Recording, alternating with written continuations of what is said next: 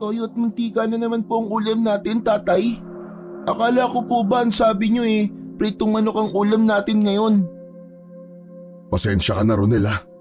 Di kasi kinuha nung pagbibentahan ko ng uling yung uling na bibili niya sana eh. Pero hayaan mo, kapag maraming nagpagamot sa akin bukas, pritong manok na ang ulam natin. Lahat ng tao dito sa San Isidro ay sa'yo nagpapagamot, Melchor.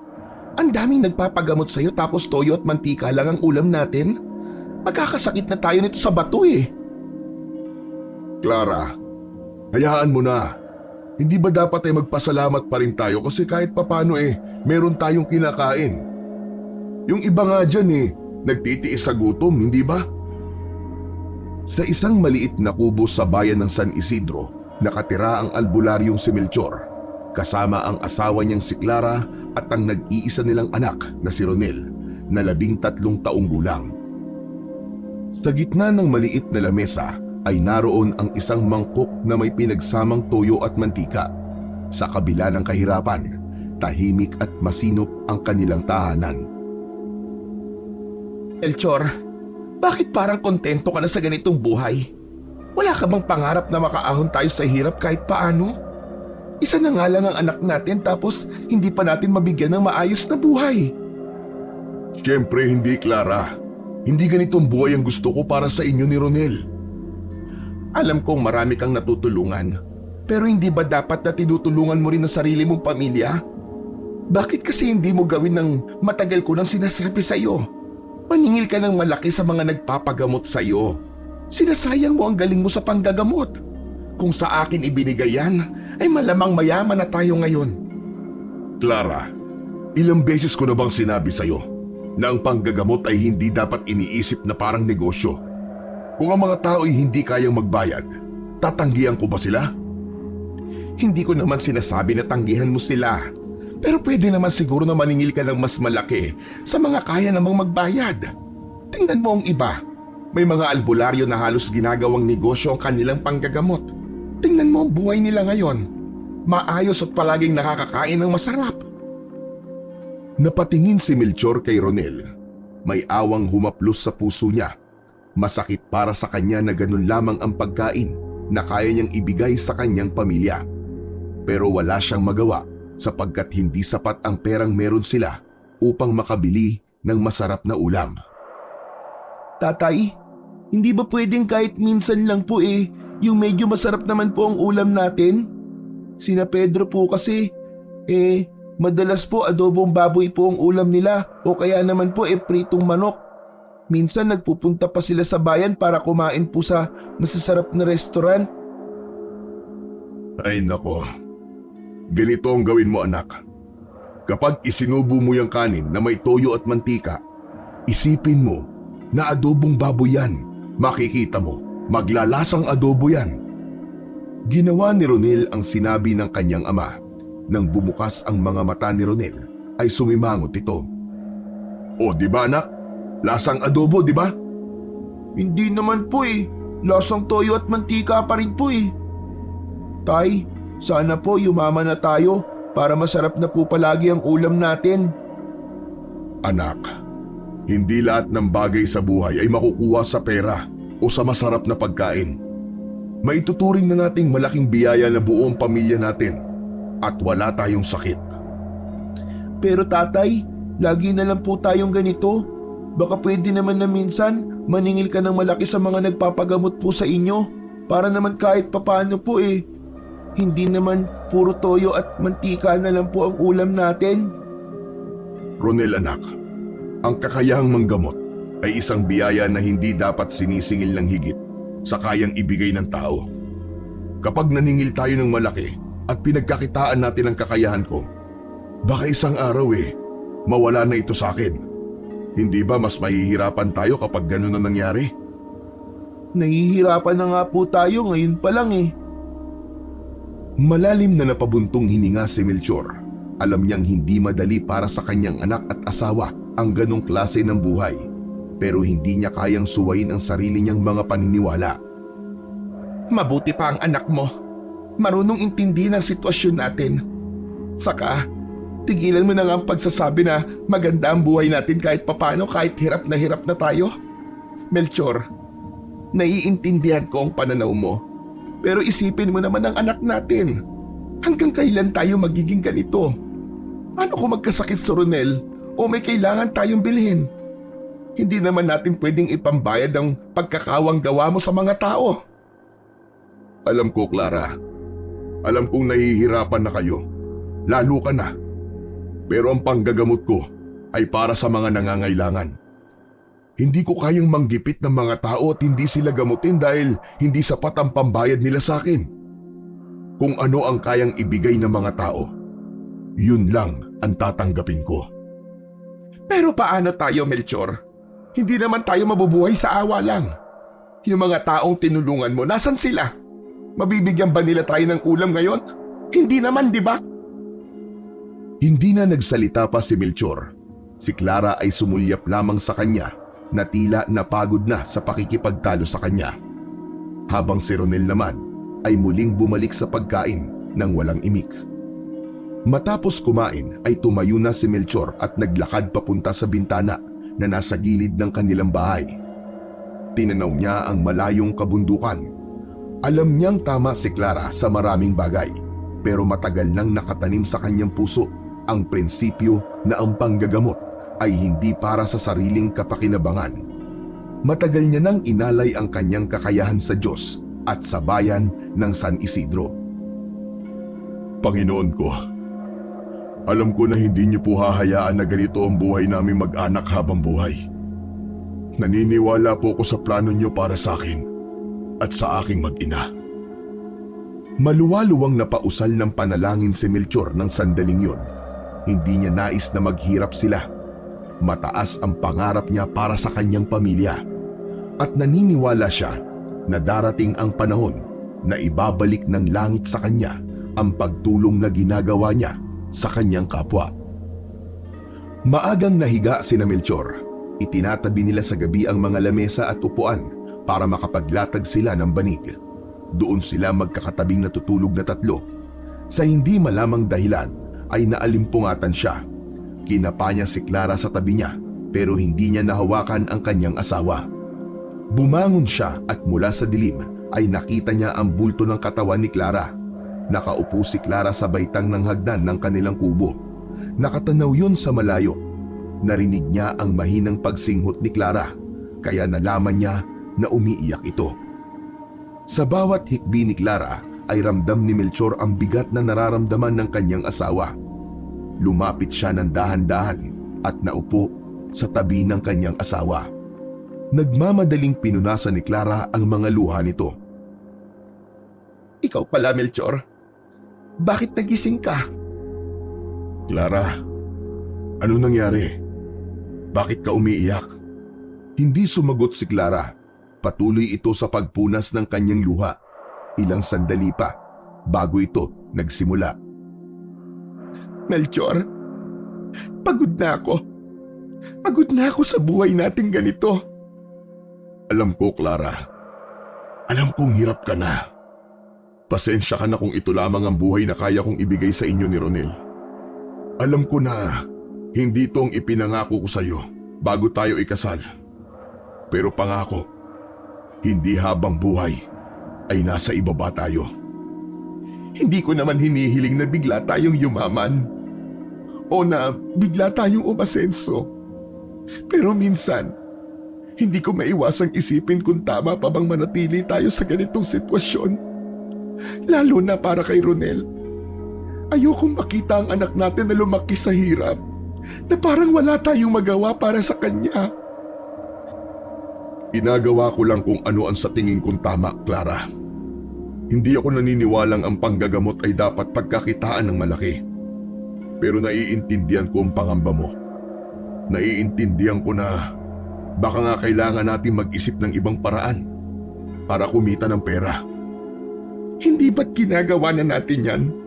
Nagbibenta ka ng uling at ako tumatanggap ng labada. Pero may nagbago ba sa buhay natin? Hindi ba wala naman? Tahimik na muling umiyak si Clara. Hinawakan ni Melchor ang kamay nito. Pinisil niya yon ng buong pagsuyo. Sa gitna ng kanilang pag-uusap, biglang naging alerto si Melchor. Sa gilid ng kanyang mata ay may napansin siyang kakaiba. Isang anino na nagtatago sa itaas ng puno na nasa harapan ng kanilang kubo. Pinakiramdaman niya ang paligid. Mabilis na kinituban si Melchor. Tinitingnan niya ng mabuti ang puno at nang hilakbot siya nang may nakita siyang gumalaw doon. May isang pares ng mata na kumislap na lalong nagbigay ng kaba sa kanya. Clara, pumasok ka muna. Bakit, Melchor?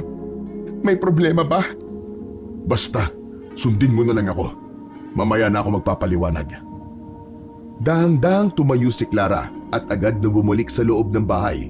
Samantala, si Melchor naman ay dahang-dahang humakbang patungo sa likod ng bahay kung saan nakaimbak ang kanyang mga gamit sa panggagamot. Kinuha niya ang buntot ng pagi, isang armas na mabisang panlaban sa mga aswang. Tahimik siyang bumalik sa harap ng bahay at tumingin muli sa puno. Hindi siya nagkamali. May isang anino nga roon na nakatingin sa kanila mula sa itaas. Hindi niya alam kung gaano na yun katagal doon, pero ang nasa isip niya ng sandaling yun ay maitaboy ang nilalang na yun. Napansin niyang gumalaw yun. Inihanda naman ni Melchor ang kanyang sarili sa kung anuman ang pipwedeng mangyayari. Huwag kang magtago dyan! Magpakita ka sa akin at harapin mo ako! Alam ko kung ano ka! Muling gumalaw ang anino. Mula sa sanga ng puno, mabilis itong tumalon pa ibaba.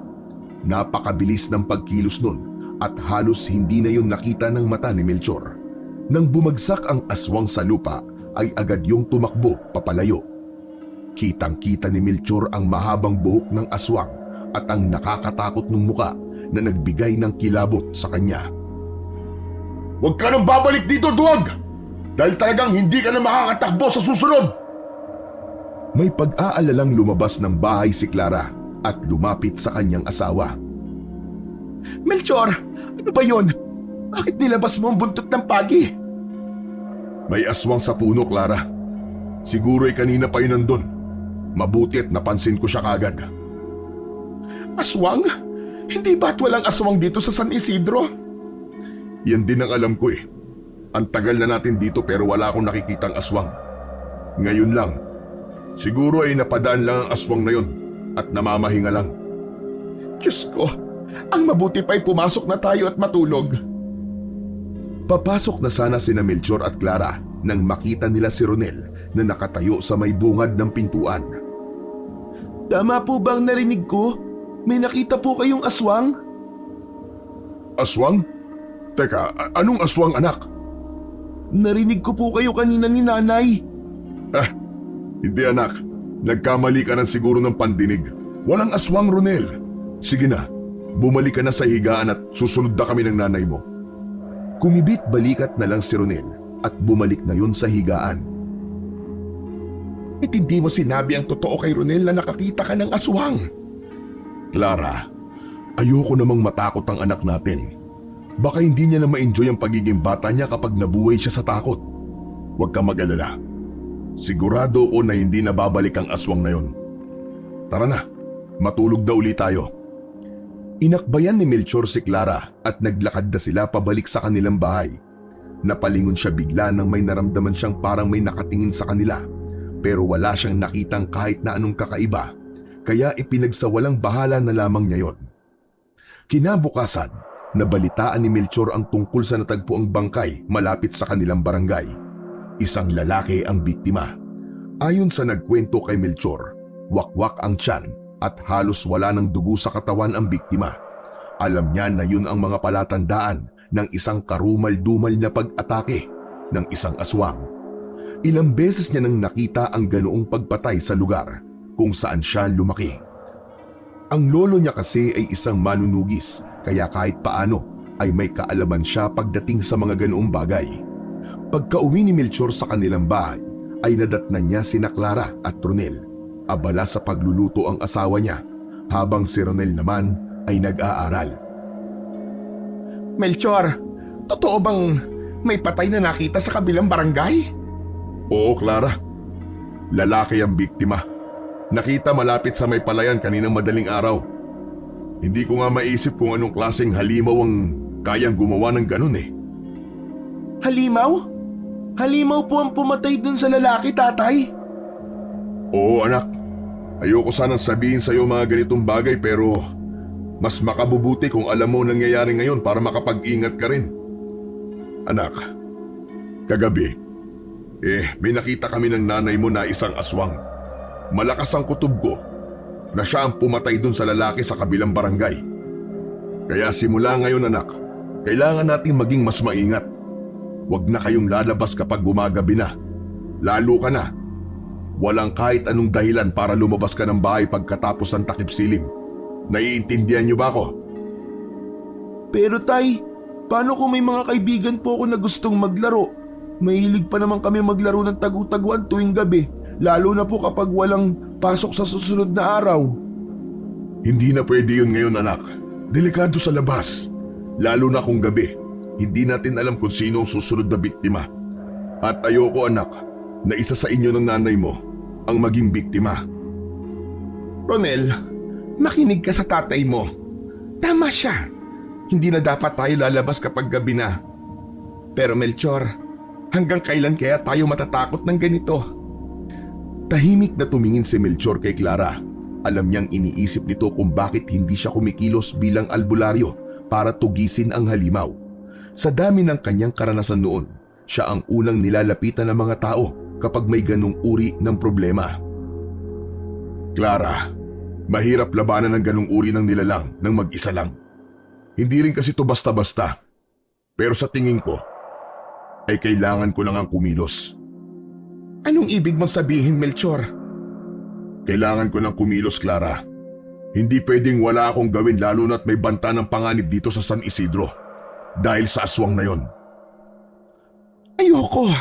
Hindi ako pumapayag. Hindi mo na kailangan gawin yan. Wala nang ibang mahalaga kundi ang kaligtasan mo. Hindi ka na dapat magsugal ng buhay mo para sa mga bagay na hindi mo na responsibilidad. Clara, hindi ko rin gustong mangyari to. Pero may mga bagay na hindi ko kayang pabayaan na lang. Kung hindi ako kikilos, sino ang kikilos? Kahit paano ay meron akong kaalaman sa pagtugi sa mga aswang. Ginagawa ko na ito noon sa lugar namin nung binata pa ako. Melchor, sapat na ang nagawa mo noon. Hindi mo kailangan isakripisyong sarili mo ngayon. Kami ni Ronel ang kailangan mong protektahan. Kung may masamang mangyari sa'yo, paano na kami? Kapag ipinilit mo yung gusto mo. Sige, iiwanan ka namin ni Ronel. Doon na lamang kami maninirahan sa bahay ng mga magulang ko. Saglit na nanahimik si Melchor at huminga ng malalim. Ramdam niya na seryoso si Clara sa mga salitang binitiwan nito. Oo na, sige na. Hindi na ako makikialam. Hahayaan ko na lamang si Kapitan gumawa ng paraan para solusyonan ang problema ng lugar natin ngayon. Ayokong malayo sa inyo at ayoko rin na sumama ako sa inyo sa bahay ng mga magulang mo. Hindi ako pwedeng umalis dito sa San Isidro dahil mawawalan ng manggagamot dito. Salamat, Melchor. Ayoko lang naman na mapahamak ka. Hindi ko kaya kapag nawala ka sa amin ng anak mo. Ngumiti si Melchor at tumango. Hinaplos niya ang kamay ni Clara, ngunit sa loob ng utak niya ay isang bagay ang nananatiling maliwanag. Hindi pwedeng wala siyang gawin. Kahit sinabi niya kay Clara na hindi niya tutugisin ang aswang, ay alam niya na kailangan pa rin niya yung gawin. Isang hapon, habang may ginagamot na batang lalaki si Melchor, ay napansin niya na kanina pa nakatayo si Clara sa labas ng kubo nila. Nakatingin yun sa kanya na para bang may nais siyang sabihin. Nang matapos na sa panggagamot si Melchor, ay saka pumasok si Clara upang kausapin siya. Melchor, may kailangan pala akong sabihin sa'yo. Kanina ko pa nga napapansin eh. Ano ba yun? Yung pinatay na lalaki ng aswang ay asawa pala ng kumare nating si Nena. Ano? Si Berto? Oo, si Berto nga. Magpapaalam ako sa'yo na mamayang gabi ay magpupunta ako kina Nena para makipaglamay. Nakakahiya kasi kung hindi ako magpapakita ron. Clara, alam mo namang delikado ang lumabas ng gabi ngayon, di ba? Maiintindihan ka naman siguro ni Kumaring Nena. Nakakahiya pa rin.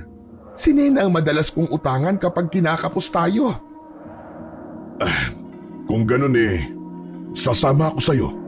Mas mabuti na kasama mo ko para hindi ako nag-aalala sa'yo. Kung sasama ka sa akin, sino ang kasama rito ni Ronel? Hindi pwedeng sumama si Ronel doon dahil may pasok pa siya sa school bukas. Pero delikado, Clara. Hindi ako kampante na payagang kitang lumabas ng gabi lalo na ngayong may banta ng aswang dito sa atin. Hindi agad sumagot si Clara. Nararamdaman ang pagtutol ng asawa. Alam niyang mahalaga kay Melchor ang kanilang kaligtasan. Ngunit ang pagkawala ng asawa ni Nena ay napakalaking bagay para sa kanya. Naiintindihan ko naman ang pag-aalala mo, Melchor. Pero hindi naman ako mag-isa. May mga kasama ako. Sila Ising, Marta, at yung iba pa nating kapitbahay. At saka hindi naman ako uuwi ng mag-isa. Kahit na may kasama ka, Clara, hindi ibig sabihin na ligtas na kayo. Alam mo naman kung gaano kalakas ang aswang. Hindi sila basta-basta natatakot kahit na maraming tao. Huminga ng malalim si Clara at tumitig sa kanya. Pangako, hindi naman ako magtatagal doon. Magpapakita lang ako kay Nena tapos uuwi na ako. Siguro naman hindi aatake ang aswang kapag maaga pa at marami pang tao sa labas. Ay nako, mukhang hindi na talaga kita mapipigilan. Kung ganon, siguraduhin mo lang na hindi ka magtatagal, ha? Oh, salamat Melchor. Huwag ka mag-alala dahil mag-iingat ako.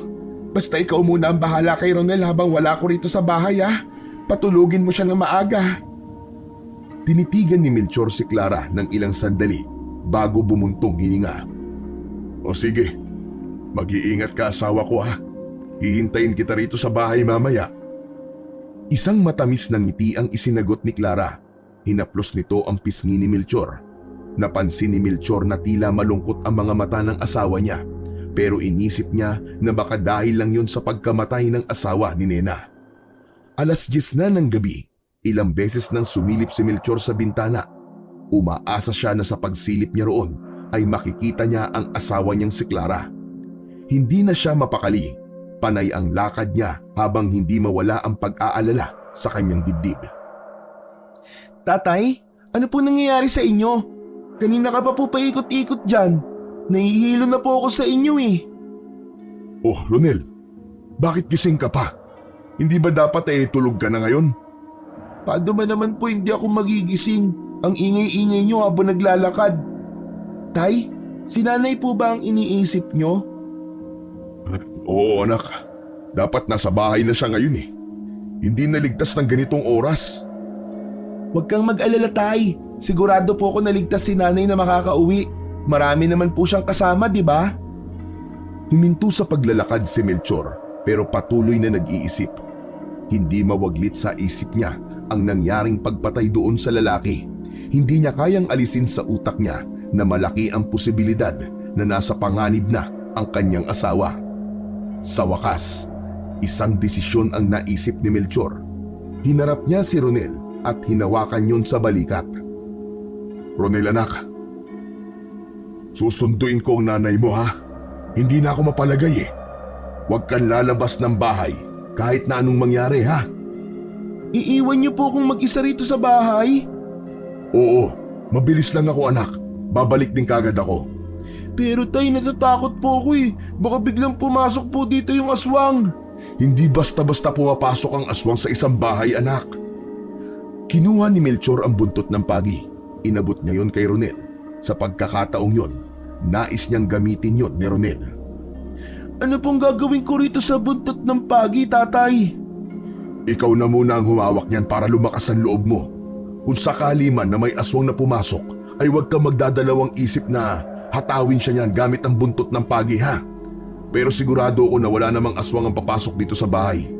Huwag kang matakot, anak. Kailangan ko lang talagang sunduin ang nanay mo. Alalang-alala na ako eh. Pero hindi po ba? Ikaw ang dapat na magdala nito kasi baka mamaya may aswang po kayong makasalubong dun sa labas.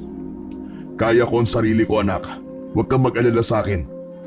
O siya, kailangan ko nang umalis. Sige po, tay. Bilisan niyo lang po, ah. Pangako, anak.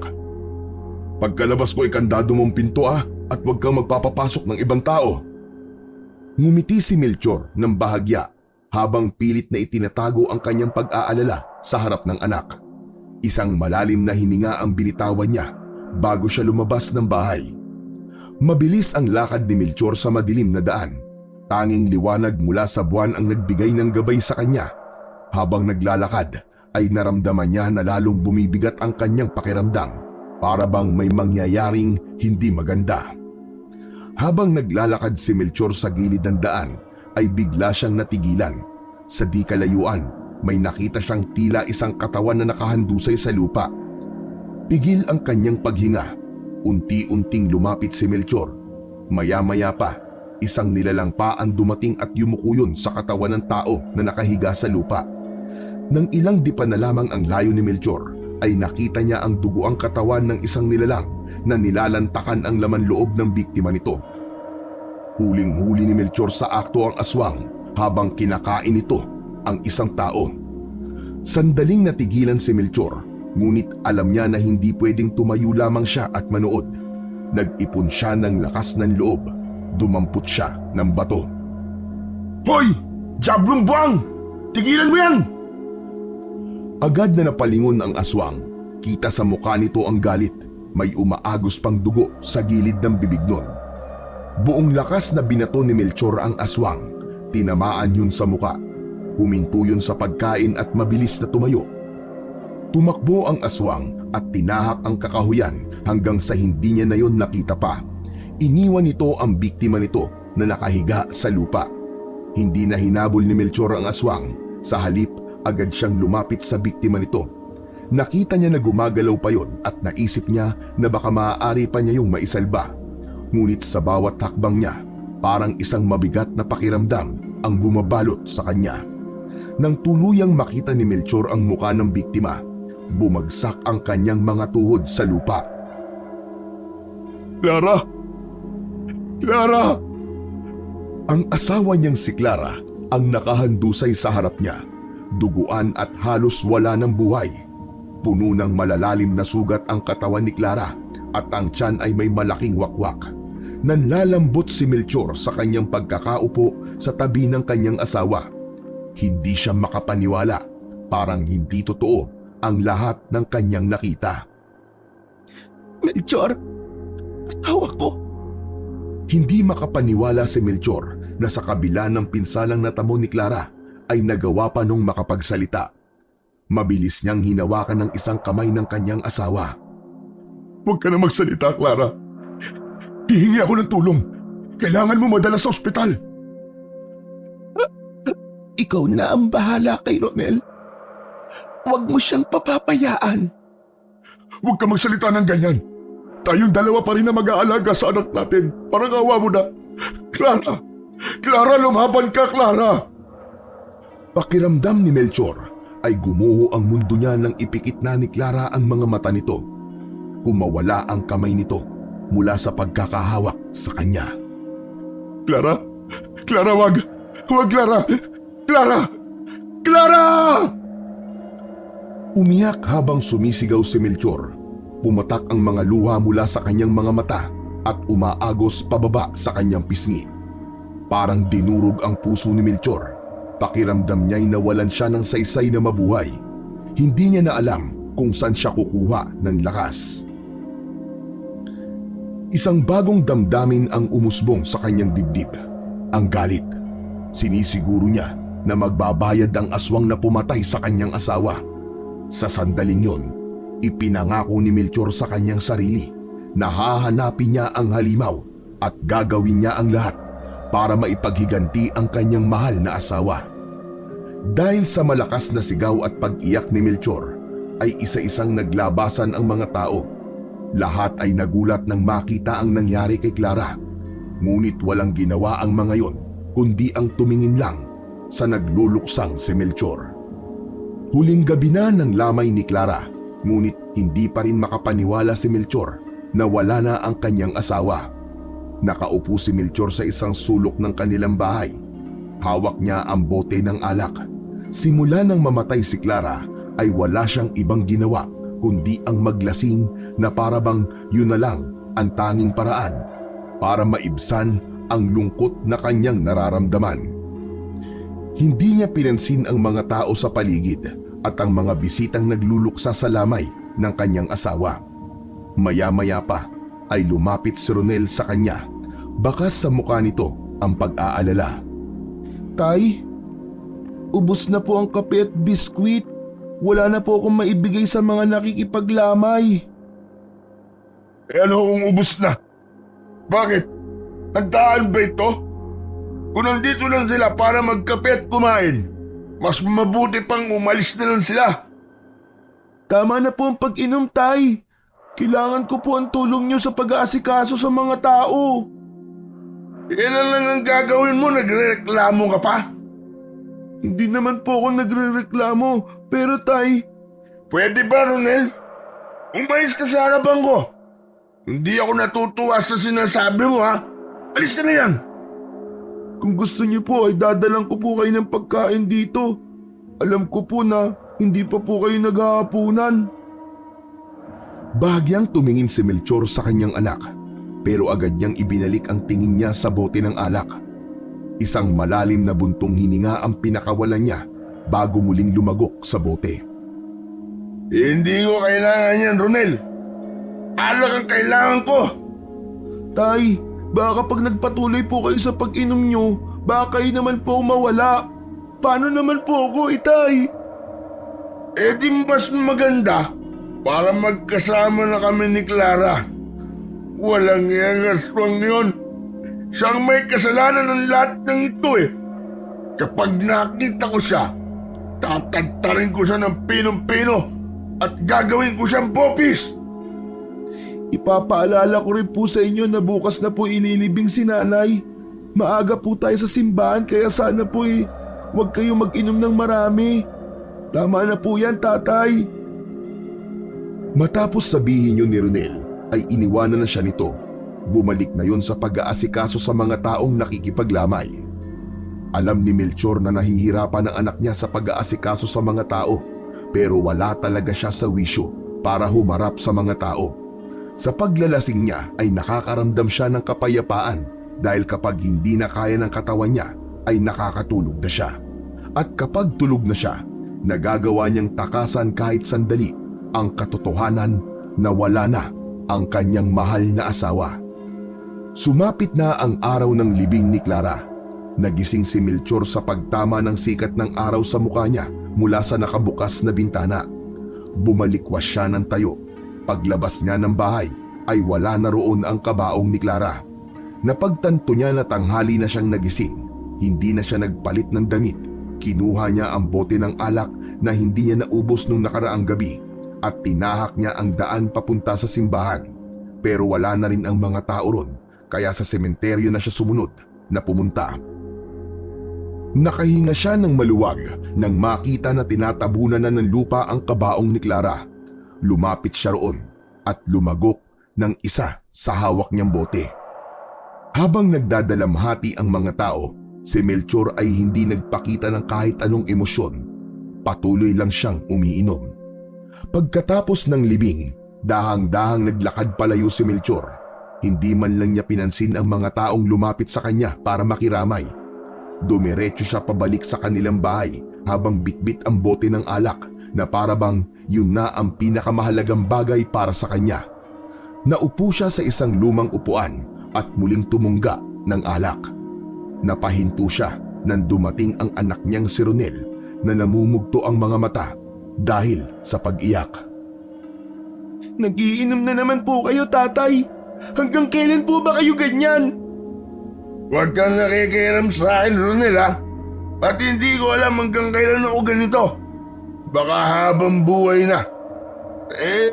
Kahit anong mangyari, hindi ko matatanggap na wala ng nanay mo, ang asawa ko. Tay, nandito pa po ako.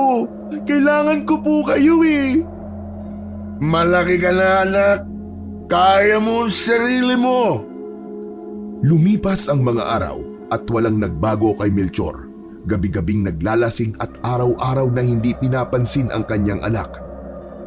Si Ronel na rin ang nag-aasikaso sa bahay. Ito na rin ang gumagawa ng uling para meron silang kitain na pera, habang si Melchor ay patuloy sa paglubog sa kanyang sariling kalungkutan.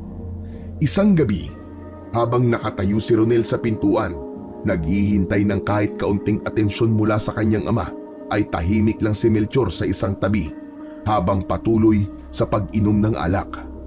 Wala kang ibang tunog na maririnig sa bahay kundi ang pagbagsak ng bote sa lamesa at ang pagbuhos ng alak sa baso. Tay, may meeting po ang mga magulang bukas sa school. Ano naman ngayon? Kailangan niyo daw pong pumunta, tay, para po kasi yun sa recognition day namin. Third honor po ko, tatay. Nako, hindi ako makakapunta. Malamig na tiningnan ni Melchor ang kanyang anak. Nangilid ang luha sa mga mata ni Ronel, pero agad nito yung pinunasan gamit ang palad nito. Sige po, tay. Ayos lang po. Ako na lang po ang pupunta sa meeting ng mga magulang. Nagpatuloy sa paglalasing si Melchor. Hindi pa rin mawala sa isip niya ang itsura ni Clara nang makita niya yun ng gabing naging biktima ito ng aswang. Tumiim ang bagang niya. Ipinangako niya sa sarili na sa sandaling magkaroon siya ng pagkakataon na makaharap ang aswang, ay hindi niya sasayangin ang pagkakataon na yun at agad niyang papatayin ang halimaw na pumatay sa kanyang asawa. Isang umaga, habang tahimik na umiinom ng alak si Melchor sa loob ng kubo, ay pumasok si Ronel. May pag-aalinlangan sa mukha nito habang nakatingin sa kanya. Tumayo si Ronel sa harapan niya. Tay, may gusto pong magpagamot sa inyo. Nasa labas po sila. Kailangan daw po nila ng tulong. Ilang araw na daw pong mataas ang lagnat ng anak niya tapos may tumutubong sugat po sa katawan. Hindi gumalaw si Melchor. Tila bingi sa sinabi ni Ronel. Tinitigan lamang niya ang bote ng alak at muling tumunga. Nag-aalala na po daw kasi yung nanay ng bata eh. Kawawa naman po. Baka po pwedeng papasukin ko na sila rito para magamot niyo na po. Ay ako, wala akong ganang manggamot ngayon. Sabihin mo sa kanila na umpalis na. Maghanap ka mo sila ng ibang albularyo o kaya sa ospital nila dalhin ang anak niya. Pero tatay, sa tingin ko po wala silang pera pambayad sa ospital. Kahit silipin niyo lang po yung bata, tay. Kahit po ikaw ay maaawa sa kanya. Hindi ka ba talaga marunong makinig, Ronel? Ang sabi ko, paalisin mo na sila. Ayokong manggamot. Ayoko. Kung gusto mo, ikaw na lang ang gumamot sa kanila. Pwede ko bang sabihin sa kanila na bumalik na lang sila bukas o sa ibang araw, tay? Hindi ka ba marunong umintindi? Wala sabi akong ganang manggamot at baka hindi na ako manggamot kahit kailan. Pero tay, mukhang masama po talaga ang kalagayan ng bata eh. Kung marunong lang po akong manggamot, ako po ang gagamot sa kanya. Sinabi kong ayoko, di ba? Wala akong pakialam kung mamatay man sila sa labas. Bahala sila sa buhay nila. Napaatras si Ronel sa gulat. Bumakas ang takot sa mukha nito habang nangingilid ang mga luha. Sige po, sasabihin ko na lang po sa kanila na masama po ang pakiramdam nyo kaya hindi po kayo makakapanggamot ngayon. Sa pagtalikod ni Ronel para lumabas ng bahay, ay naramdaman niya ang labis na kalungkutan ng kanyang anak. Gusto sana niya yung habulin at kausapin ng maayos, ngunit masyado siyang lasing ng oras na yon. Pakiramdam niya kapag tumayo siya ay mabubuwal na siya. Mula sa loob ng ay narinig ni Melchor ang paghingi ng paumanhin ni Ronel sa magpapagamot sa kanya. Bahagya siyang nakonsensya, ngunit nang maalala niya na tiningnan lang siya ng mga tao nung makita niya ang kanyang asawa na nakahandusay nung kinain ito ng aswang, ay tama lang ang naisip niya na tanggihan ang magpapagamot na batang lalaki na nasa labas ng kanilang kubo. Malamig ang hangin ng gabing yon habang palakad-lakad si Melchor sa San Isidro. Tangan niya ang isang bote ng alak na wala ng laman. Hindi niya alam kung saan siya magpupunta, pero ang gusto niya ay maglakad hanggang sa mapagod siya. Uminom siya kanina sa bahay pero hindi siya inantok. Kaya naisipan niyang maglakad at baka kapag napagod siya ay makaramdam siya ng antok. Napahinto sa paglalakad si Melchor nang makarinig siya ng mahihinang ungol ng isang babae na parang nahihirapan. Nanggagaling yun sa masukal na bahagi sa kaliwa niya. Sino nandyan? May tao ba dyan? Wala siyang nakuwang sagot. Tumahimik na ang buong paligid. Hindi kayang baliwalain ni Melchor ang kanyang narinig. Naisip niya na baka may taong nangangailangan ng tulong. Pumasok siya sa kasukalan at hindi nagtagal ay may nakita siyang babae na nakahandusay sa lupa. Puno ng putik ang katawan at damit ng naturang babae. Miss, ano nangyari sa'yo? Hindi agad sumagot ang babae. Nang bumukas ang mga mata ng babae, ay agad din yung pumikit. Pinulsuhan ni Melchor ang babae at nalaman niya na buhay pa yun at nawalan lang ng malay. Hindi na nagdalawang isip si Melchor na buhatin ang babae at dalhin sa bahay nila. Wala si Ronel sa bahay kaya mag-isa niyang pinunasan ang babae hanggang sa mawala kahit paano ang putik nun sa katawan. Wala na siyang nagawa kundi ang palitan ng damit ng babae. Isinuot niya rito ang isa sa mga bestida ni Clara. Doon na nakita ni Melchor ang ilang pasa ng babae sa braso at hita. Meron din sa leeg at sa muka. Maya-maya pa ay dumating na si Ronel. May dala yung pagkain. Tay, sino po ang babaeng yan? Hindi ko rin alam eh. Nakita ko lang siya kanina sa kasukalan. Patay na po ba siya? Hindi anak. Nawalan lang siya ng malay. Bantayan mo muna siya. Magpapainit lang ako ng tubig. Sa tingin ko nilalagnat siya. Kailangan niyang mapunasan ng maligamgam na tubig para bumaba ang lagnat niya. Kapag nagkamalay na siya, tawagin mo kagad ako anak. Nagtungo si Melchor sa likod ng kubo kung saan naroon ang kanilang lutuan. Nagpabaga siya ng uling sa kalan at nagsalang ng takuri na may lamang tubig. Hindi pa man kumukulo ang tubig ay narinig na niya ang pagsigaw ni Ronel. Tay! Tay, gising na po! Nagmamadaling bumalik sa loob ng kubo si Melchor. Naabutan niya ang babae na nakaupo. May takot sa mga mata nun at bahagyang nanginginig ang buong katawan. Nilapitan ni Melchor ang babae. Sino kayo? Bakit ako nandito? Ako si Melchor at ito naman ang anak kong si Ronel. Nakita kita kanina sa kasukalan. Miss, ano palang pangalan mo? Salome. Ako si Salome. Saan ka pala nakatira? Iatid ka na namin sa bahay mo. Ayoko. Ayoko nang bumalik doon. Parang awa mo na. Huwag mo na akong ibalik sa bahay namin. Bakit? Ano nangyari sa'yo? Tsaka, bakit puro pasa ang katawan mo? Tumakas ako sa bahay namin dahil sinasaktan ako ng bagong asawa ng nanay ko. Bukod pa ron, ilang beses niyang pinagtangkaan na halayin ako. Kaya mas pinili kong tumakas na roon. May awang humaplos sa puso ni Melchor nang marinig niya ang kwento ni Salome. Naramdaman niya na nagsasabi yun ng totoo. Kung ganun, ilalapit kita kay Kapitan Tano. Matutulungan kanya na magsumbong sa mga pulis para maipakulong mo ang gumawa niyan sa'yo. Hindi! Ayoko! Pulis ang gumawa nito sa akin. Baka mapahamak lang ako kapag nagsumbong pa kayo sa mga pulis. Pakiusap, dito na lang muna ako sa inyo maninirahan. Wala akong mapupuntahan. Nagkatinginan sina Melchor at Ronel. Nakita ni Melchor na may pag-aalinlangan sa mata ng anak niya. Ngunit labis ang awa niya para kay Salome.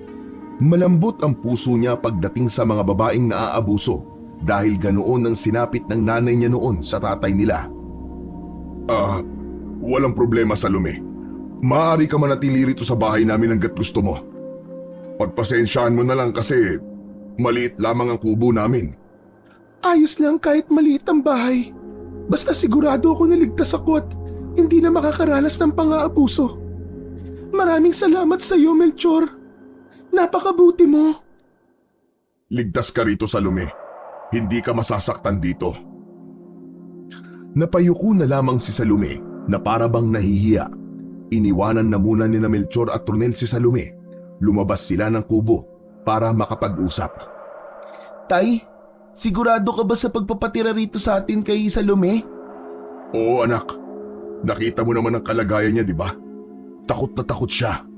Desperada na siyang makakita ng lugar kung saan wala nang mananakit sa kanya. Pero tay, hindi kaya tayo naman na mapahamak?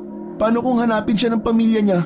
Tapos akusahan tayo na kinidnap natin siya o kaya baka hindi siya nagsasabi ng totoo at may gawin siyang masama sa atin. Sa tingin ko anak ay wala tayong dapat na ikatakot kay Salome. May kakayahan tayong tulungan siya, kaya ibibigay natin yun sa kanya. Ewan ko ba tay? Pero iba ang pakiramdam ko kay Ate Salome. Nagtataka lang kasi ako kung bakit ang bilis niyang magtiwala sa atin. Huwag kang masyado mag-isip sa kapwa mo, Ronel. Dahil kapag ikaw ang nalagay sa sitwasyon niya, lahat ay gagawin mo para lang makawala sa hindi magandang sitwasyon na kinaroroonan mo. Natulog sina Melchor at Ronel sa isang sulok ng kubo. Bilang babae si Salome ay binigyan nila ito ng espasyo para hindi sila magkakatabi sa pagtulog. Kinaumagahan, nagising si Melchor na wala si Salome sa loob ng kubo. Ang buong akala niya ay umalis na ito pero nang lumabas siya ay nakita niya yun na nagluluto ng almusal sa likod. Magandang umaga, Melchor. Pasensya na kung nakialam na ako sa mga pagkain niyo ha. Maaga kasi ako nagising kaya naisipan ko na magluto na ng almusal para makatulong ako sa inyo kahit papano. Nako, hindi mo na kailangan gawin yan, Salome. Ang dapat na ginagawa mo ay magpahinga. Maayos na ang pakiramdam ko. Ang sarap nga ng tulog ko kagabi. Kagabi lang ulit ako nakatulog ng ganun kasi alam ko na wala nang mga aabuso sa akin. Hindi ko lubos maisip ang pinagdaanan mo. Base sa mga pasamo sa katawan, alam ko na grabe ang ginawa sa'yo ng lalaking yun.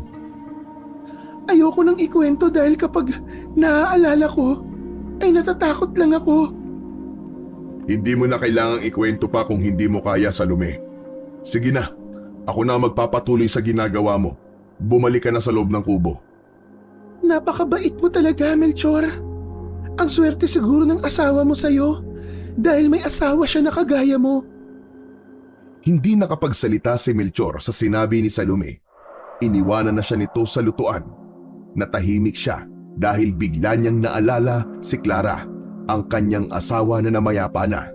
Hindi niya naiwasan ang maging emosyonal at maluwa-luwa pa siya habang nakatitig sa kawalan. Sa loob ng 3 araw ay nasanay na kagad si Melchor na kasama nila sa bahay si Salome. Kahit hindi niya ito inuobliga na gumawa ng mga gawaing bahay, ay kumikilos pa rin ang babae. Masipag si Salome at sa tingin ni Melchor ay mapagkakatiwalaan. Hindi na pinansin ni Melchor ang mga bulong-bulungan sa San Isidro sa biglang pagsulpot ni Salome sa buhay nilang mag-ama. Hinayaan niya na ang mga tao na isipin kung ano ang gustong isipin ng mga yon. Wala pa rin ganang manggamot si Melchor. Apektado pa rin siya sa pagkawala ni Clara nang dahil sa aswang na nais pa rin niyang makaharap at mapatay. Isang hapon, gaya ng nakasanayan ay nag-iinom na naman si Melchor sa isang sulok ng kubo. Paulit-ulit na bumabalik sa kanyang isipan ang gabing natagpuan niya, ang katawan ng kanyang asawa. Walang patid ang pag-inom ni Melchor. Hindi niya naalintana ang pait ng alak na tila isa na lamang tubig para sa kanyang panlasa. Maya-maya pa ay pumasok si Salome. Suot nito ang blusa ni Clara. Tahimik itong lumapit kay Melchor at umupo sa harap niya. Melchor, wala ka bang balak na itigil ang pag-inom mo ng alak? Hindi naman sa nakikialam ako ha, pero napansin ko kasi na araw-araw kang naglalasing. Masama yan sa kalusugan mo. Babayaan mo na lang ako sa pag-inom ko, Salome. Masanay ka na kasi araw-araw ko itong ginagawa. Pampantok ko to eh. Alam ko na may dahilan kung bakit ka palaging naglalasing. Pwede mong ikwento sa akin at baka gumaan ang nararamdaman mo. Tahimik si Melchor habang nakatingin kay Salome. Tila nahihiyang yumuko si Salome na parabang hindi nito kayang salubungin ang mga titig niya. Tama ka, Salome. May malalim na dahilan kung bakit ako palaging naglalasing. Ginagawa ko to para makalimot kahit sandali. sa sakit ng pagkawala ng aking asawa na si Clara. Bakit? Ano ba nangyari sa asawa mo? Ipinagpalit ka ba niya sa ibang lalaki? Sumama ba siya sa iba? Sana nga ay ganun na lang ang nangyari. Mas matatanggap ko pa kung sumama na lamang siya sa iba para kahit papano, alam kong buhay siya. Ha?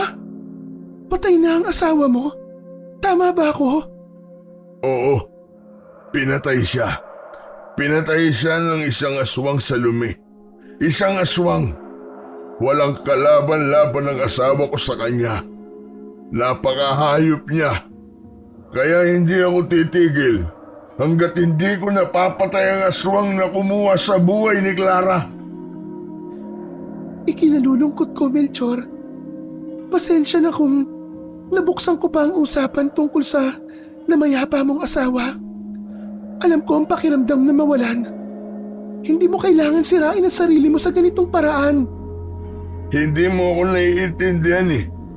Pinatay ng aswang si Clara. Kinuha ng aswang na yun ang lahat ng meron ako. Hindi na napigilan ni Melchor ang pagtulo ng kanyang mga luha. Naiintindihan kita, Melchor. Pero, kailangan mo bang pahirapan ang sarili mo? Isa pa, lahat ba ay nawala sa'yo? Hindi ba't nandiyan pa si Ronel ang anak mo? Kailangan ka niya. Hindi ka ba naaawa sa kanya? Na siya ang nagtatrabaho tapos yung kakakarampot na perang kinikita niya ay napupunta lang sa pambili mo ng alak. Babalik lang ako sa normal kapag napatay ko na ang hayop na aswang na yun sa lumi. Pero hanggat alam kong buhay siya, mananatili akong ganito.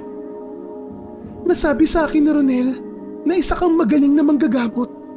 Hindi mo ba hinahanap-hanap ang panggagamot mo? Ang pagtulong mo sa mga tao? Wala na akong pakialam sa mga tao. Ang tanging gusto ko lang ay makapaghiganti. Mahal ko si Clara. Mahal na mahal ko ang asawa ko. Hindi ko alam kung paano ko haharapin ang bukas na wala siya. Pakiramdam ko ay napakawalang kwenta kung haligin ng tahanan. Si Ronel, paano ko siya mapoprotektahan kung hindi ko man lang naprotektahan ang asawa ko? Alam kong mahirap. Alam kong masakit. Pero hindi mo kailangan magpakalunod sa alak para makalimot. Kailangan mong harapin ang sakit hanggang sa masanay ka. Isipin mo rin si Ronel. Sa'yo na lang siya umuhugot ng lakas ng loob ngayon. Doon na nagsimulang humagulgol si Melchor dahil sa sinabi ni Salome. Alam niya na mali ang ginagawa niyang pag-inom araw-araw pero hindi niya mapigilan ang kanyang sarili. Kailangan niya ang alak para makalimot sa sakit. Habang umiiyak si Melchor ay lumapit si Salome sa kanya. Maigpit siya nitong niyakap at sa yakap na yon ay may ginhawang naramdaman si Melchor. Nang matapos ang pagyakap ni Salome ay tumitig yun sa mukha niya at nagtama ang kanilang mga mata. Mabilis na inilapit ni Salome ang labi nito sa labi niya. Mapusok siya nitong hinalikan. Muntik nang madala si Melchor sa halik ni Salome. Ngunit bigla niyang naisip si Clara kaya marahan niyang itinulak si Salome. Labis na nagulat si Melchor sa ginawang yun ni Salome sa kanya. Bakit mo ako inalikan? Pasensya na, Melchor. Hindi ko rin alam kung bakit ko yung ginawa sa'yo. Nagmamadaling lumabas si Salome ng kubo. Napatulala na lamang si Melchor. Kahit siya ay naguguluhan sa nangyari. Nakahawak siya sa kanyang labi at hindi maalis sa labi niya ang pakiramdam ng halik ni Salome. Isang umaga, habang gumagawa ng uling sina Melchor at Ronel, ay may sinabi si Ronel sa kanya tungkol kay Salome. Tay, wala po ba kayong napapansin kay Ate Salome? Napapansin na ano? Palagi po siyang lumalabas tuwing gabi kapag tulog na po tayo. Hindi ko nga po alam kung anong oras siya bumabalik eh. Sa bagay, hindi mo talaga mapapansin yun kasi palagi ka naman pong lasing. Hayaan mo anak at kakausapin ko siya. Sasabihin ko sa kanya na delikado na ang lumabas kapag gabi dahil sa may aswang na gumagala rito sa San Isidro. Nang magkaroon ng pagkakataon ay agad na kinausap ni Melchor si Salome tungkol sa sumbong ni Ronel. Ngunit itinanggi yun ni Salome. Ayon dito, hindi ito lumalabas sa gabi dahil alam nito ang kwento ng aswang sa San Isidro. Kaya lumabas na nagsisinungaling si Ronel sa kanya. At kung bakit ginawa yun ni Ronel ay wala siyang ideya. Isang madaling araw, naalimpungatan si Melchor sa tunog ng pagbukas ng pinto. Pagbukas niya ng kanyang mga mata, ay nakita niyang lumabas si Salome ng kubo na parang nagmamadali. Agad na bumangon si Melchor. Nang nasa pinto na siya, ay natanaw niya si Salome na mabilis na naglalakad. Hindi niya napigilan na sundan yun upang malaman niya kung saan yun pupunta. Pumasok si Salome sa kakahuyan. Nagkaroon ng alinlangan si Melchor kung dapat ba niyang sundan si Salome, pero nanaig sa kanya ang pag-aalala. Baka kung anong mangyari kay Salome kapag hindi niya yun sinundan. Nang makarating sila sa may gitnang bahagi ng kakahuyan, ay nagtaka si Melchor nang biglang nawala sa paningin niya si Salome. Lumingali nga siya sa paligid, pero hindi niya na nakita ang babae. Salome! Salome! Salome, nasan ka? Umalingaw-ngaw sa tahimik na gabi ang boses ni Melchor. Habang nagmamasid siya sa paligid, isang malamig na hangin ang humampas sa kanyang muka. Bigla na lang siyang kinilabutan hanggang sa may narinig siyang kaluskos sa kanyang likuran. Nang lumingon siya, ay nakita niya ang isang malaking anino. Isang nilalang na hindi maipaliwanag ang itsura. Habang lumalapit yun sa kanya, ay nakumpirma niya na isang aswang ang naturang nilalang. Bago pa man siya makagalaw, bigla yung tumalon at sinunggaban siya. Nagulat si Melchor, hindi dahil sa pagsalakay ng aswang, kundi sa kakaibang kilos nito. Imbis na sakmalin o sugatan siya, dinilaan lamang nito ang kanyang muka. Nagpumiglas si Melchor, inasahan niyang kakagatin o papatayin siya ng aswang. Ngunit nagtaka siya nang biglang bumitaw ito at mabilis na tumakbo papalayo. Bumalik ka rito, hayop ka! Harapin mo ako! Bumalik ka rito! Hahabulin sana niya ang aswang, pero napagtanto niya na wala siyang dalang armas upang labanan yun. Kaya kahit hindi niya na nakita si Salome, ay nagdesisyon na siyang bumalik sa kanilang bahay. Pagbalik ni Melchor sa bahay ay wala pa rin si Salome roon. Sinubukan niyang hintayin ang babae, ngunit nakatulog na lang siya ay hindi pa rin bumabalik si Salome. Kinaumagahan, bumungad kay Melchor ang balita na may natagpo ang bangkay sa San Isidro, isang biktima ng aswang. Nagmamadali siyang bumalik sa bahay at agad niyang hinanap si Salome na tila walang kamalay-malay sa mga nangyari. Salome, may nahanap na naman bangkay kanina. Pinatay ng aswang. Sino? Isang matandang lalaki. Natagpuan siya kaninang madaling araw sa may kakahuyan. Tumigil si Salome at sumulyap kay Melchor. Tahimik ang kilos nito pero may kakaibang lamlam sa mga mata niya. Salome, bakit ka madalas lumalabas tuwing gabi? Ano ba talaga ang ginagawa mo? Alam kong nagsasabi ng totoo si Ronel dahil nakita kita kaninang madaling araw na lumabas ng bahay. Nagpahangin lang ako, Melchor, yun lang.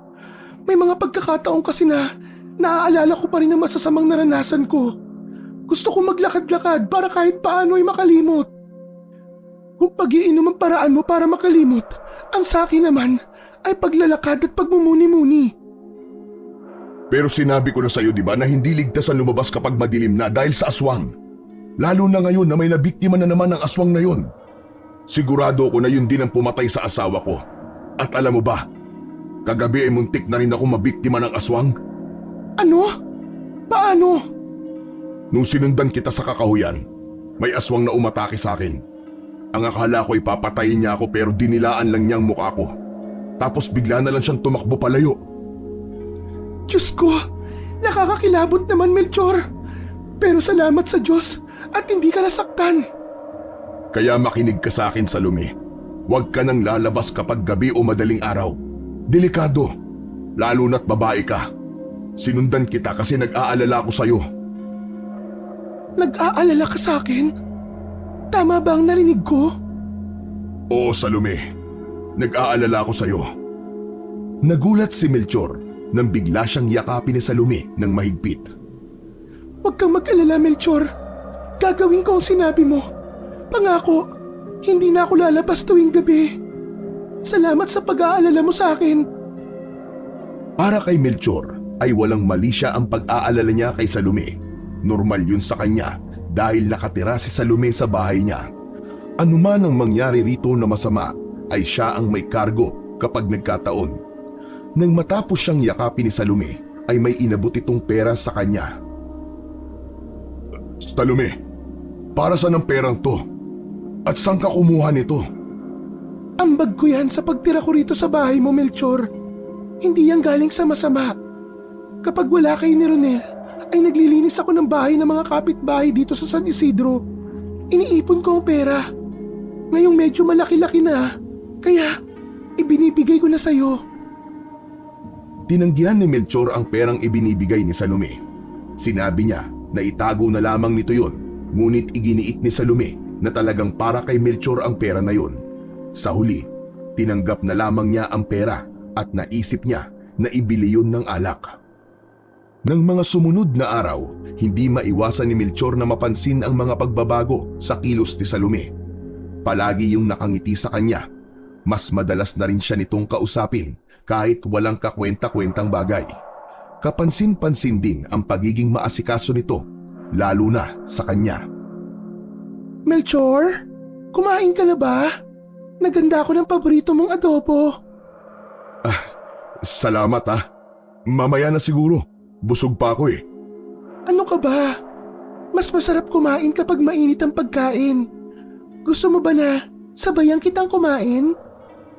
Hindi na nakipagtalo si Melchor. Kumain na lamang siya para hindi na humaba pa ang usapan nila ni Salome. Sa totoo lang, may ilang na siyang nararamdaman dahil sa sobrang malapit nito sa kanya. Sa mga nakalipas na gabi, nahuhuli pa rin ni Melchor na umaalis si Salome. Kapag sinusundan niya ito, ay palagi na lang yung nawawala. Hindi niya na inusisa pa si Salome tungkol sa bagay na yon, bagamat may takot siya na baka may kung anong mangyari rito.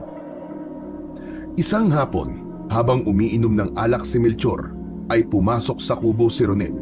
Galing yun sa paaralan. Tahimik na naglakad papalapit si Ronel sa kanya. Tay, kailangan po kitang makausap. Ay nako anak, kung tungkol na naman yan sa pagpapatigil mo sa akin sa pag-inom-inom ko, huwag mo nang ituloy. Kahit anong sabihin mo, hindi ako titigil sa pagpapakalasing hanggat hindi ko napapatay ang aswang na yon. Paano niyo po mapapatay ang aswang, Tay? Kung wala naman po kayong ginagawa kundi ang maglasing. Pero hindi po tungkol sa alak ang sasabihin ko sa inyo. Tungkol po kay Ate Salome. Oh, anong tungkol kay Ate Salome mo? Alam ko po na alam nyo na halos gabi-gabi pong lumalabas si Ate Salome. At kapag lumalabas siya sa gabi, palagi na lang may kwentong kumakalat na may nakikitang aswang. O kung hindi man merong bangkay na nakikita na halatang biktima ng aswang. Ano namang kinalaman ni Salome sa sinasabi mo? Sa tingin ko po, Tay, ay malaki. May kutob po kasi ako na baka si Ate Salome ang aswang. Natigilan bigla si Melchor. Sa kabila ng tama ng alak, nabigla siya sa sinabi ng kanyang anak. Ano bang pinagsasasabi mo, Ronel? Huwag kang gumawa ng kwento. Hindi aswang si Salome. Tay, pag-isipan niyo po mabuti ang sinabi ko sa inyo. Pagdugtungin niyo po mga pangyayari at baka maisip mo rin ang naiisip ko. Malaki po talaga ang posibilidad na si Ate Salome ang aswang. Tama na, Ronel. Tama na yan. Hindi ko kailangan marinig ang mga ganyang kalokohan. Isa pa, isipin mo kung anong mararamdaman ni Salome kapag narinig niya ang binibintang mo. Tumahimik na si Ronel matapos niyang magsalita. Diretso yung nakatingin sa kanya na para bang meron pa itong nais na sabihin. Oh, ano pang itinatayo-tayo mo dyan? May sasabihin ka pa ba? Tay, maraming tao na po nagtatanong sa akin kung kailan ulit kayo manggagamot. Napakalaking kawalan po para sa kanila na hindi nyo na magagamot ang mga may sakit dito sa San Isidro. Marami ang napipilitan na magtungo po sa ospital kahit wala po silang pambayad. Sabihin mo sa kanila, hindi na ako manggagamot. Para saan pa? Bakit pa kailangan kong bumalik sa panggagamot? Wala nang dahilan para manggamot ako ng may mga sakit. Wala na ang nanay mo. Siya lang ang dahilan ko kung bakit ako nagsusumikap kahit barya-barya ang kinikita ko. Si nanay lang talaga, Tay. Paano naman po ako? Ikaw, alam mo, sana ikaw na lang ang napatay ng aswang at hindi ang nanay mo. Sana ikaw na lang ang nawala. Agad na nagunahan ang mga luha sa pisngi ni Ronel. Gusto pa sanang bawiin ni Melchor ang mga sinabi niya, ngunit dumating na si Salome. Umalis si Ronel sa harapan niya at umupo sa isang sulok ng kubo. Ano nangyari? Bakit umiiyak si Ronel? Hindi sinagot ni Melchor ang tanong ni Salome. Lumabas siya ng bahay at naglakad-lakad habang may dalang isang bote ng alak. Kinabukasan, nagising si Melchor na malabo pa ang isipan dahil sa labis na pag-inom. Hinaplos niya ang kanyang ulo dahil sa pananakit nun. Tumayo siya at napansin niyang tahimik ang paligid. Lumabas siya ng kubo at hinanap si Ronel. Ngunit hindi niya yun nakita. Bagkus, si Salome ang nakita niya. Nagluluto yun sa likod ng bahay. Salome, nakita mo ba si Ronel? Hindi eh. Pagising ko'y wala na siya. Hindi ba maaga siyang pumasok sa eskwelahan? Imposible. Alas 7 siya ng umaga umaalis eh. Biglang kinabahan si Melchor. Nagmamadali siyang bumalik sa loob ng kubo. Tiningnan niya ang kahon kung saan nakalagay ang mga damit ng anak niya. Nanlumo siya nang makita na kakaunti na lamang ang laman nun. Doon niya napagtanto na naglayas si Ronel at alam niya na ang dahilan ay ang sinabi niya rito nung huling beses silang nag-usap. Muling lumabas si Melchor at nakasalubong niya si Salome. Aalis ka, Melchor?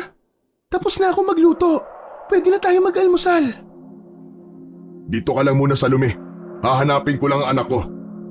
Hahanapin? Bakit? Nawawala ba siya? Ay, saka na ako magpapaliwanag pagbalik ko. Nagmamadaling umalis si Melchor. Hinanap niya sa buong San Isidro si Ronel pero walang nakapagsabi kung nasaan ang anak niya. Inabot na siya ng hapon sa paghahanap ngunit bigo siyang makita ang anak niya. Lumipas ang mga araw at hindi pa rin bumabalik si Ronel. Naghintay si Melchor araw-araw. Umasa siya na uuwi lang bigla ang anak niya. Labis-labis ang pagsisisi niya dahil aminado siya na siya ang dahilan kung bakit naglayas ang kanyang nag-iisang anak. Isang gabi, mas mabigat ang pakiramdam ni Melchor habang nagpapakalunod siya sa alak. Nagising ang natutulog na si Salome at tumayo yun. Tumabi si Salome kay Melchor. Melchor? Ang dami mo nang naiinom. Tama na yan. Nawala na ang lahat sa akin, Salome. Si Clara, si Ronel, wala na natira sa akin eh. Napakawalang kwenta kong asawa at ama. Nagsimula siyang humikbi. Inilapit ni Salome ang sarili at marahang hinaplos ang kanyang likod. Hindi lahat nawala sa'yo, Melchor. Andito pa ako. Anong ibig mong sabihin, Salome? Dahan-dahang inilapit ni Salome ang labi nito sa labi ni Melchor. Nang sandaling yon, ay hindi na makapag-isip ng tama si Melchor. Nadama niya ang malambot na kamay ni Salome sa kanyang pisngi. At bago pa man siya makatutol, ay naramdaman na niyang dumikit ang mga labi ni Salome sa labi niya. Hindi na siya nakapag-isip. Pinilit niyang isantabi ang lahat ng negatibong emosyon na nararamdaman niya ng sandaling yon. Nagpaubaya siya sa nais mangyari ni Salome at sa gabing yon ay may nangyari sa pagitan nilang dalawa. Nang sumunod na araw, gumising si Melchor na may mabigat na pakiramdam. Bahagyang sumakit ang ulo niya mula sa alak at bumalik sa kanyang alaala ang mga nangyari. Bumangon siya sa higaan at nakita si Salome na naghahanda na ng almusal. Nakita niya itong nakangiti habang abala sa ginagawa. Gising ka na pala, Melchor. Halika, kumain na tayo. Salome, yung nangyari kagabi. Natatandaan mo pala nangyari sa ating kagabi? Huwag kang mag-alala, Melchor. Nagustuhan ko kung anong ginawa natin. Wala akong pagsisisihan. Hindi nakapagsalita si Melchor. Alam niyang mali ang nangyari kagabi, pero hindi niya alam kung paano yun sasabihin kay Salome nang hindi ito nasasaktan. Sa tingin niya kasi ay meron na itong pagtingin sa kanya base sa kilos nito kapag silang dalawa lang. Nagpatuloy si Melchor sa paghahanap kay Romel, pero gaya ng mga lumipas na araw ay bigo pa rin siyang matagpuan ang kanyang anak. Hindi na maalis ang pag-aalala niya sa kanya dahil patuloy pa rin ang banta ng aswang sa San Isidro. May mga narinig siyang nagsasabi na nakikita pa rin ng mga yun ang aswang tuwing gabi. Natatakot si Melchor na baka isang umaga ay bangkay na ni Ronel ang makikita ng mga tao. Isang gabi, habang nag-iinom si Melchor, ay muli siyang nilapitan ni Salome. Kinabahan na siya dahil baka maulit ang nangyari sa kanila nung nakaraang gabi. Nagiinom ka na naman, Melchor. Kumusta na pala ang paghahanap mo kay Ronel? Hindi ko pa rin siya nakikita eh. Wala pa rin makapagsabi kung nasaan ang anak ko. Melchor, bakit mo iniisip ang anak mo? Hindi na siya babalik. Ako, nandito ako para sa'yo. Kung gusto mo, pwede mo akong anakan. Gumawa tayo ng anak na kapalit ni Ronel. Nahihibang ka na ba, Salome? Ano bang sinasabi mo? Hindi mapapalitan si Ronel. Melchor, huwag mo nang isipin si Ronel. Ako na lang ang isipin mo. Nandito ako para sa'yo. Sasamahan kita habang buhay. Nagulat si Melchor nang maramdaman ang malambot na labi ni Salome sa kanyang leeg. Napansin niyang inilalapit pa nito ang katawan sa kanya. Agad siyang napaatras. Huwag, Salome. Hindi na tama ito. Iparamdam mo ulit ang pagmamahal mo sa akin, gaya ng ginawa mo kagabi. Papaligayahin kita, Melchor. Sisiguraduhin ko na makakalimutan mo si Clara ng dahil sa akin. Kahit anong gawin mo, hindi ko makakalimutan si Clara. Siya lang ang babaeng mamahalin ko. Lasing lang ako nung may mangyari sa atin. At pinagsisisihan ko yun. Hindi kita mahal, Salome. Paano mo nasasabi yan? Mahal kita, Melchor. At alam kong mahal mo rin ako. Ang sabi mo sa akin ay nag-aalala ka, di ba? Kapag ganun ay, mahal mo ang isang tao. Hindi kita mahal, Salome. Si Clara lang ang mahal ko. Kaya pinagsisisihan ko ang lahat ng nangyari sa atin. Pakiramdam ko, para ako nagtaksil sa asawa ko. Pero patay na si Clara. Hindi ka pwede magtaksil sa isang bangkay na inuuod na sa ilalim ng lupa. Hindi mo ba nararamdaman na ako lang ang nagbibigay sa iyo ng pagmamahal ngayon?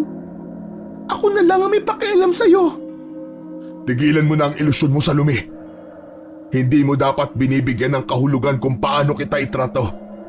Hindi kita mahal at hindi kita mamahalin kagaya ng pagmamahal ko sa aking asawa. Tinitigan ni Melchor si Salome, ngunit hindi ito natinag. Melchor, tandaan mo to. Hindi kita hahayaang maging masaya. Kung hindi mo ako kayang mahalin, sisiguraduhin ko na walang makikinabang sa'yo. Sisiguraduhin kong pagsisisihan mo ang pananakit mo sa damdamin ko. Yun ang huling sinabi ni Salome kay Melchor bago yung tuluyang umalis sa bahay ni Melchor.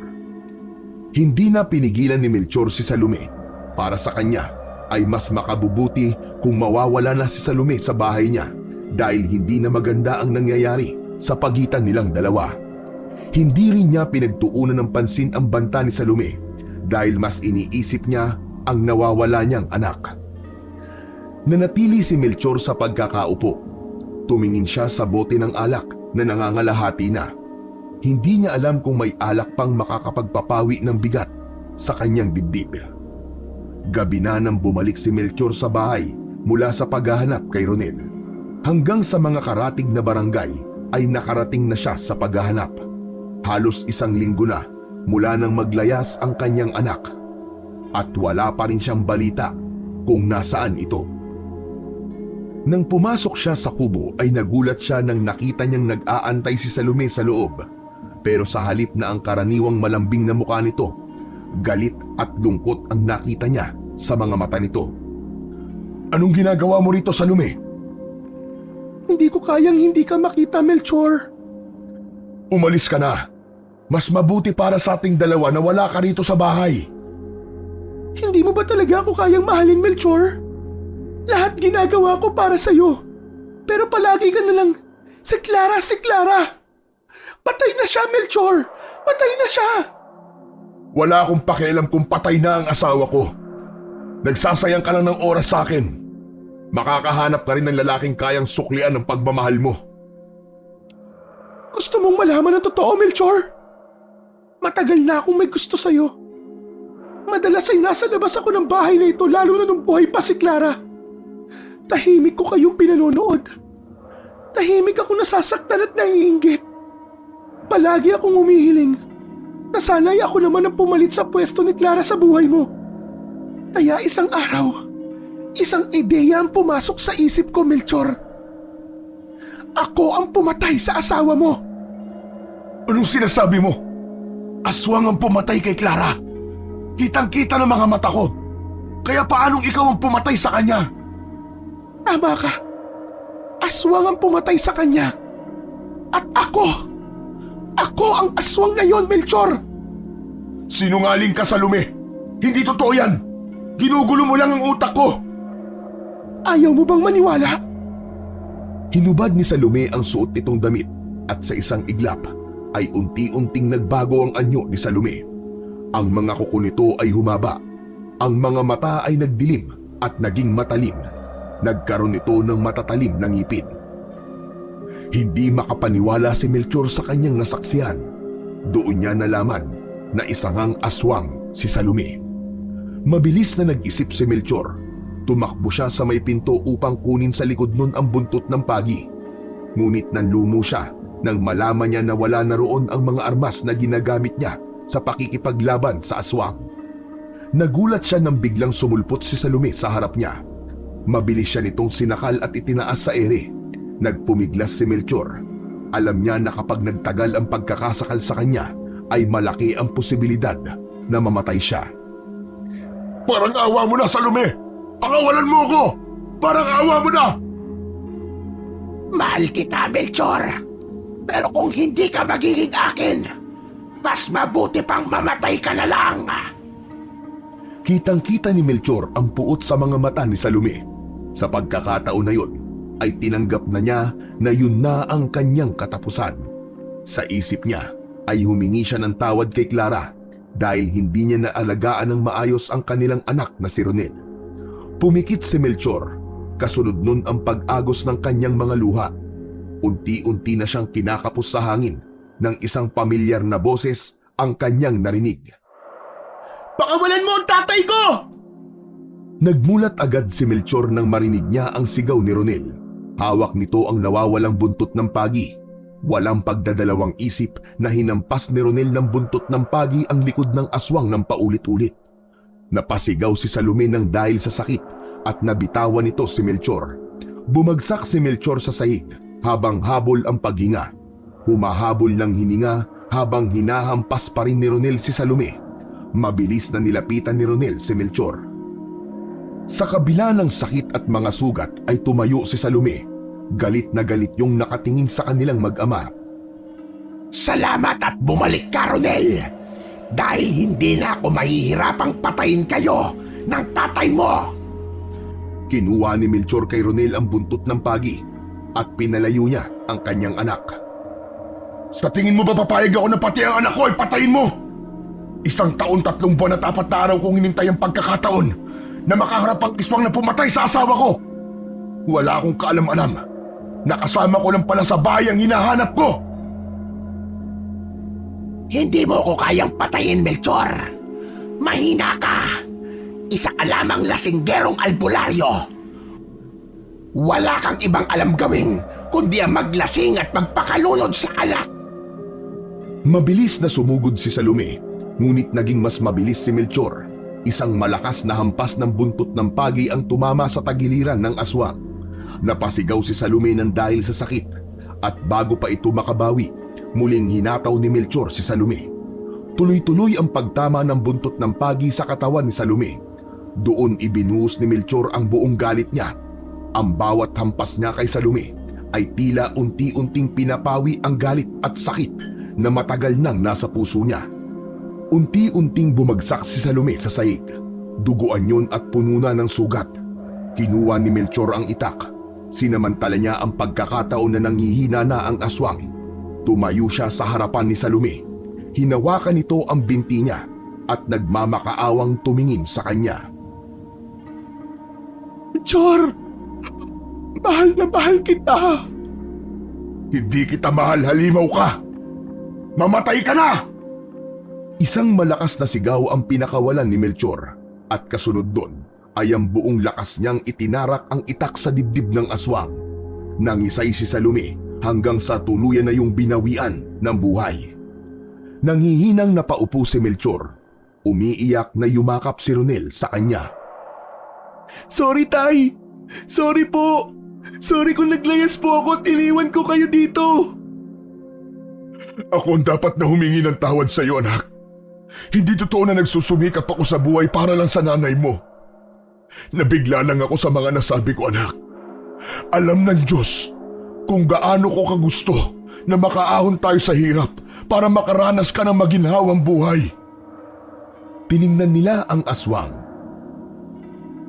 Patay na po ba yan, Tay?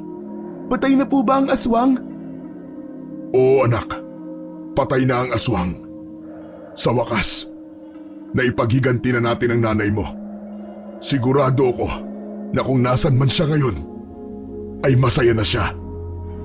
Sa wakas, natapos na ang banta ng aswang sa San Isidro. Ang balita tungkol sa pagpatay ni Melchor at Ronel sa aswang na si Salome ay mabilis na kumalat sa kanilang lugar. Nagpasya ang lokal na gobyerno na kilalanin ang sakripisyo ni Melchor at Ronel. Bilang pagkilala sa kanilang kabayanihan, binigyan sila ng pondo mula sa gobyerno. Ang pera ay ginamit nila upang bumili ng isang lupa na tinaniman nila ng palay. Nagkaroon ang mag-ama ng matatag na kabuhayan dahil doon. Inihinto na ni Melchor ang pag-inom at kasunod nun ay bumalik na rin siya sa pagiging albularyo na ginagamit niya sa pagtulong sa mga kababayan niyang may karamdaman. Unti-unting bumangon ang San Isidro mula sa madilim na nakaraan at ngayon ay puno na ng liwanag at pag-asa ang bayan na yon.